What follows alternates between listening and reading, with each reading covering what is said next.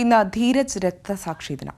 Idukki engineering college വിദ്യാർത്ഥിയും SFI unit committee അംഗവുമായിരുന്ന ധീരജ് രാജേന്ദ്രനെ യൂത്ത് കോൺഗ്രസുകാർ കൊലപ്പെടുത്തിയിട്ട് 2 വർഷം പൂർത്തിയായി.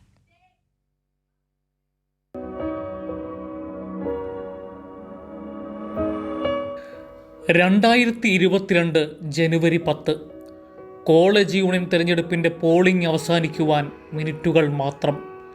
ഭക്ഷണം കഴിക്കുവാൻ സഖാക്കൾക്കൊപ്പം നടന്നു വന്ന ധീരജ് അടക്കമുള്ള വിദ്യാർത്ഥികളെ യൂത്ത് കോൺഗ്രസിൻ്റെ കൊലയാളി സംഘം കടന്നാക്രമിക്കുന്നു. ധീരജിനും അഭിജിത്തിനും അമലിനും കുത്തേറ്റു. അപ്പോൾ തന്നെ 3 പേരെയും ആശുപത്രിയിലെത്തിച്ചെങ്കിലും ധീരജിൻ്റെ ജീവൻ രക്ഷിക്കാനായില്ല. മറ്റു 2 പേരും ദീർഘകാലത്തെ ചികിത്സയ്ക്കു ശേഷമാണ് സാധാരണ ജീവിതത്തിലേക്ക് മടങ്ങിയെത്തിയത്.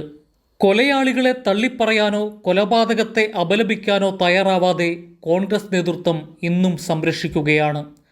ജീവിതകാലത്തിൻ്റെ ഏറിയ പങ്കും കോൺഗ്രസ് പ്രവർത്തകനായി ജീവിച്ച ഒരു പിതാവിൻ്റെ മകൻ്റെ കൊലപാതകത്തെ ഇരന്നു വാങ്ങിയ മരണം എന്നാണ് KPCC പ്രസിഡന്റ് വിശേഷിപ്പിച്ചത്. ജാമ്യം കിട്ടി പുറത്തിറങ്ങിയ കൊലപാതക സംഘം പുതുപ്പള്ളി തിരഞ്ഞെടുപ്പിൽ കോൺഗ്രസിൻ്റെ സ്റ്റാർ ക്യാമ്പയിനർമാരായി മാറി.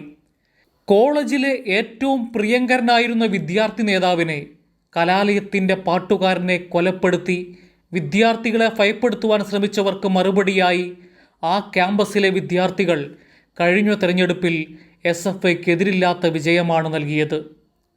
രക്തസാക്ഷി ദിനാചരണത്തിൻ്റെ ഭാഗമായി ഇടുക്കി എഞ്ചിനീയറിംഗ് കോളേജിൽ ധീരജ് രക്തസാക്ഷിത്വം വരിച്ച 1:30 പതാക ഉയർത്തി രക്തസാക്ഷി മണ്ഡപത്തിൽ പുഷ്പാർച്ചന നടക്കും.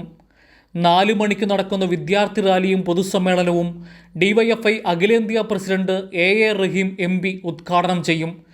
SFI സംസ്ഥാന പ്രസിഡന്റ് K അനുശ്രീ അനുസ്മരണ പ്രഭാഷണം നടത്തും. കൈരളി ന്യൂസ്, ഇടുക്കി.